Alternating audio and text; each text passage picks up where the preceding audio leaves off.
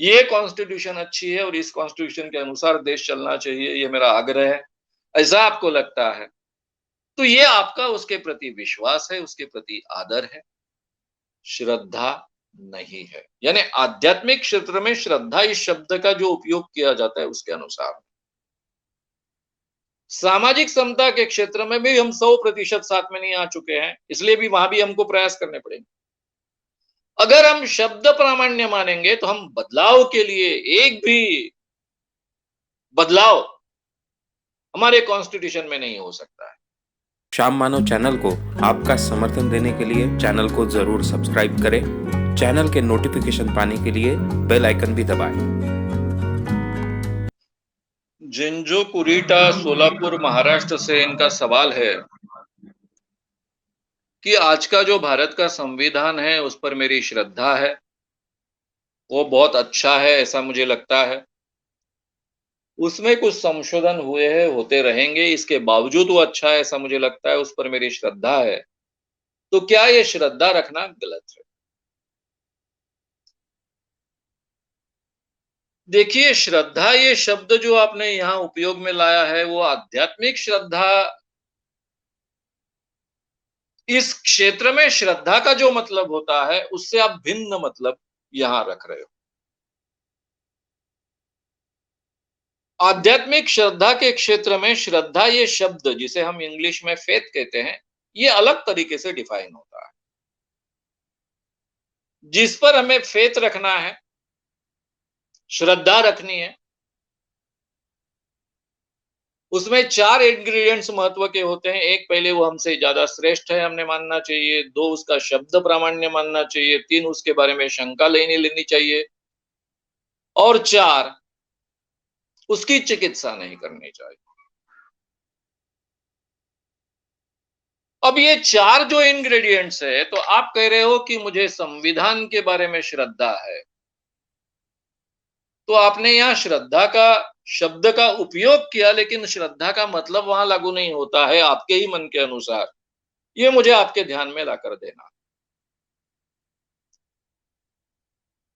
हमारा संविधान सर्वश्रेष्ठ है या श्रेष्ठ है ऐसा हम मानेंगे, इसमें कोई बड़ी दिक्कत नहीं, मुझे भी नहीं, आपको भी नहीं, किसी को भी नहीं होनी चाहिए। लेकिन संविधान का शब्द प्रामाण्य हम मानेंगे,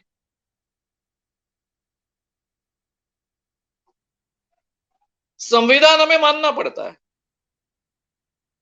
लेकिन ये संविधान वी द पीपल ने निर्माण किया, हम लोगों ने निर्माण किया, और ये संविधान को बदलने का अधिकार हम लोगों को है, वी द पीपल को है। इसीलिए तो इतने संशोधन उसमें हुए। अगर हम शब्द प्रामाण्य मानेंगे तो हम बदलाव के लिए एक भी बदलाव हमारे कॉन्स्टिट्यूशन में नहीं हो सकता है। तो इसका मतलब हमने इतने बदलाव स्वीकारे, और इतने बदलाव स्वीकारने के बाद 50 के ऊपर ज्यादा बदलाव हमने स्वीकारे हैं, और ये बदलाव स्वीकारने के बाद भी आप कहते हो कि मुझे संविधान पर श्रद्धा है, तो इसका मतलब आप शब्द प्रामाण्य नहीं मानते हो। उसके बारे में शंका नहीं लेनी है। भाई, ये बदलाव क्यों किया आपने? जो संविधान सभा ने एक बार घटना तय की बाबा साहब अंबेडकर की अध्यक्षता के नीचे, तो तब किया, बात खत्म हो गई। आपने जब इसमें इतने बदलाव किए हैं, तो इसका मतलब आपने उसमें कुछ चीजें हुई थी उसके बारे में शंका उपस्थित की, उसकी चिकित्सा भी की, यानी चौथा इंग्रेडिएंट्स, उसकी आपने चिकित्सा की, उसमें आपने शंका ली, उसका शब्द प्रामाण्य आपने नहीं माना, और इसीलिए इतने बदलाव आपने किए। आपने, यानी वी द पीपल ने, भारत के लोगों ने। भारत के लोग सरकार को चुन कर देते हैं और सरकार फिर उसमें बदलाव कर सकती है। डिफिकल्ट है, कॉन्स्टिट्यूशन में बदलाव करना इतना आसान नहीं, कोई कानून लाने इतना आसान नहीं है, लेकिन है प्रक्रिया। वो प्रक्रिया भी है, संविधान ने ही निर्माण की हुई प्रक्रिया है। संविधान ने जो प्रक्रिया निर्माण की, उसी के आधार पर हम उसमें बदलाव करते हैं। तो इसका मतलब हम अपनी घटना को, कॉन्स्टिट्यूशन को सर्वश्रेष्ठ मानते हैं, संविधान को सर्वश्रेष्ठ मानते हैं, श्रेष्ठ मानते हैं, लेकिन उसका शब्द प्रामाण्य नहीं मानते हैं। उसके बारे में आवश्यकता हो तो हम शंका लेते हैं, उसकी हमको चिकित्सा करने की आवश्यकता लगती है, तब हम चिकित्सा भी करते हैं, और इसीलिए हम उसमें बदलाव करते हैं। तो आपको ऐसा कहना है कि कॉन्स्टिट्यूशन पर मेरी श्रद्धा है, ये शब्द आपने उपयोग में लाया, लेकिन आपको कहना है मेरा विश्वास। कॉन्स्टिट्यूशन को मैं सर्वोपरि मानता हूं, कॉन्स्टिट्यूशन के प्रति मुझे बहुत आदर है। जैसे हम कहते हैं मेरे माता पिता के प्रति मेरी श्रद्धा है, तो यहां श्रद्धा इस शब्द का उपयोग हम आदर कर कर करते हैं कि मेरे माता पिता के प्रति मुझे बहुत आदर है। तो कॉन्स्टिट्यूशन के प्रति आपका विश्वास है, ये कॉन्स्टिट्यूशन अच्छी है और इस कॉन्स्टिट्यूशन के अनुसार देश चलना चाहिए, ये मेरा आग्रह है, ऐसा आपको लगता है, तो ये आपका उसके प्रति विश्वास है, उसके प्रति आदर है, श्रद्धा नहीं है। यानी आध्यात्मिक क्षेत्र में श्रद्धा इस शब्द का जो उपयोग किया जाता है उसके अनुसार। मैं तो मानता हूं कि आज के जमाने में हमारी कॉन्स्टिट्यूशन सर्वोपरि है। मैंने कई बार इस बात को बार बार दोहराया, क्योंकि ये चार मानवीय जीवन के बेहतरीन मूल्यों के आधार पर खड़ी है, और ये मानवीय जीवन के आधुनिक मूल्य। पुराने समाज में ये मूल्य कभी थे नहीं, एक आधा था, दूसरा था तो तीसरा था नहीं, चौथा था। और ये चार प्रधान मूल्य है। एक पहला मूल्य है स्वतंत्रता की आजादी, बात रखने की आजादी,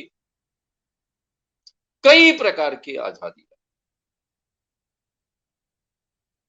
स्वतंत्रता। दूसरी समानता, राजकीय समानता यानी पॉलिटिकल समानता। हर इंसान को एक ही वोट मिलता है, एक प्रोफेसर है इसलिए उसको 2 वोट, और 2 खेत मजदूर है उसको 1 वोट, ऐसा नहीं। तो यहां पर पॉलिटिकल समानता, सोशल समानता, सामाजिक समता, और उसी के साथ में आर्थिक समता। अब आर्थिक समता में हम बहुत पिछड़ गए हैं, ये फैक्ट है, और उसके बारे में हमें बहुत सोचना पड़ेगा। सामाजिक समता के क्षेत्र में भी हम 100% साथ में नहीं आ चुके हैं, इसलिए भी वहां भी हमको प्रयास करने पड़ेंगे, लेकिन ये हमारे आदर्श। दूसरा मूल्य, तीसरा मूल्य है, पहला लिबर्टी, दूसरा समता, तीसरा मूल्य है बंधुता। सब एक दूसरे के भाई है, चाहे किसी भी धर्म के कोई हो। फ्रेटर्निटी जिसको हम कहते हैं, किसी भी जात के हो, किसी भी धर्म के हो, सबके साथ में एक दूसरे के साथ में भाईचारा। और चौथा मूल्य है जस्टिस। इसमें फिर सोशल जस्टिस आ गया, इसमें इकोनॉमिक जस्टिस आ गया, इसमें पॉलिटिकल जस्टिस आ गया, सभी प्रकार का जस्टिस। ये चार मूल्यों के आधार पर ये जो हमारी कॉन्स्टिट्यूशन है, उसी के आधार पर ये देश ने चलना चाहिए। जिस दिन हम ये आधार को बदल देंगे, और उस दिशा में हम कदम उठा रहे हैं, इकोनॉमिक समता को तो करीबन हम भूल ही गए हैं, हम कॉर्पोरेट्स के एजेंट बन रहे हैं, और इकोनॉमिक समता को हम भूल जाएंगे तो बाकी सभी समताओं को कोई मतलब ही नहीं बचेगा, और बाकी भी मूल्य फिर बच नहीं पाए। ये चार मूल्य ऐसे विचित्र है, इसमें से एक भी मूल्य अगर खिसक गया तो बाकी के मूल्यों को कोई मतलब नहीं बचता। ये चार एक दूसरे के साथ में गूथे हुए मूल्य, ये चारों मूल्य साथ में ही चल सकते हैं। और इसलिए आज के जमाने में हमारे लिए हमारी कॉन्स्टिट्यूशन सर्वोपरि है, उसी के आधार पर देश चलना चाहिए। ये देश सबका ही रहना चाहिए, हजारों सालों से ये परंपरा रही है। हालांकि सही माने में सबको साथ में लेकर चलना, इस बारे में अगर विचार करेंगे तो ये भारतीय कल्चर का हिस्सा है। भारतीय कल्चर की यही विशेषता रही है। वो सबको साथ में लेकर चलते आए, किसी भी धर्म का हो, सबको समाते गई हुई ये कल्चर, और इसीलिए इतने दीर्घकाल वो टिक भी पाई और जीवंत रह पाई, जिंदा रह पाई। तो ये इसकी विशेषता है ही, वो हमारे कॉन्स्टिट्यूशन का भी हिस्सा है। हाँ, हमें समता नहीं थी, दुनिया में कहीं भी समता नहीं थी। समता ये मूल्य ही नया है, एकदम नया मूल्य, गए 150-200 सालों में निर्माण हुआ मूल्य। हाँ, आध्यात्मिक क्षेत्र में कुछ धर्मों ने समता रखने का प्रयास किया, लेकिन उन्हीं के कानून व्यवस्था में समता के लिए फिर बाद में जगह नहीं थी। इसलिए इस ढंग की जो समता की कल्पना आज हम कर रहे हैं, इस ढंग की स्वतंत्रता की जो कल्पना आज हम कर रहे हैं, ये कल्पना ही आधुनिक कल्पना है। जिस ढंग के जस्टिस की और न्याय की हम आज कल्पना कर रहे हैं, जो हमारे संविधान का हिस्सा होना चाहिए, हम आग्रह रख रहे हैं, और उस ढंग की व्यवस्थाएं भी हमने हमारे देश में निर्माण की है, ये आज की आधुनिक कल्पना है। ये 200 साल में पनपी हुई कल्पना है। उसके आधार आपको पुराने इतिहास में मिल सकते हैं, जैसे कुछ लोकतांत्रिक इतिहास के कुछ हिस्से आपको ग्रीकों में मिलते हैं, उससे ज्यादा रोमन्स में मिलते हैं। भारत की कुछ वैशाली जैसी राज्य व्यवस्था में मिलते हैं। लेकिन इस ढंग की समानता की कल्पना तब नहीं थी। ये आधुनिक समानता की कल्पना है, चाहे पॉलिटिकल समानता हो, चाहे इकोनॉमिक हो, चाहे सोशल समानता हो। तो इसलिए हमारी कॉन्स्टिट्यूशन बहुत अच्छी है। ये देश कॉन्स्टिट्यूशन के आधार पर चलना चाहिए। वी द पीपल ने ये कॉन्स्टिट्यूशन निर्माण की है, और इसमें समय के अनुसार बदलाव करने का अधिकार भी हमारे पास। लेकिन ये 4 मूल्यों को आगे ले जाने वाले ही बदलाव होने चाहिए, उसको पिछड़ने वाले बदलाव नहीं होने चाहिए। अगर इस देश में एक विशिष्ट धर्म को ज्यादा महत्व, बाकी के सबऑर्डिनेट हो जाएंगे, तो कॉन्स्टिट्यूशन का मूलाधार ही खत्म हो जाएगा। जो कॉन्स्टिट्यूशन का मूलाधार है, सबको समान, वही खत्म हो जाएगा। तो इसलिए ये कॉन्स्टिट्यूशन को बढ़ावा देने वाले ही बदलाव होने चाहिए, अगर कॉन्स्टिट्यूशन में बदलाव करने हैं तो भी। तो इसलिए आपने जो बात कही उसका मैं पूरी तरह से समर्थन करता हूं। केवल हमें शब्द अलग उपयोग में लाना पड़ेगा कि हमारे लिए हमारी कॉन्स्टिट्यूशन सर्वोपरि है, सर्वधर्म से भी ऊपर है। हम पर उस पर हमारा पूरा विश्वास है, और उसके आधार पर ये देश चलना चाहिए, हमारा आग्रह है। ऐसा हम डेफिनेटली कह सकते हैं।